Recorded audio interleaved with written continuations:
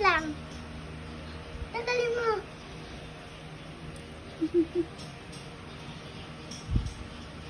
Ngayon.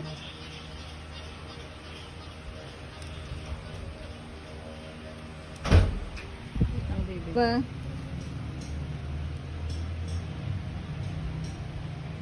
Pas. Pas ng likod. Nagpapasuklay naman siya. Kaganda kasi yung balahibo niyan pag lagi sinusuklayan.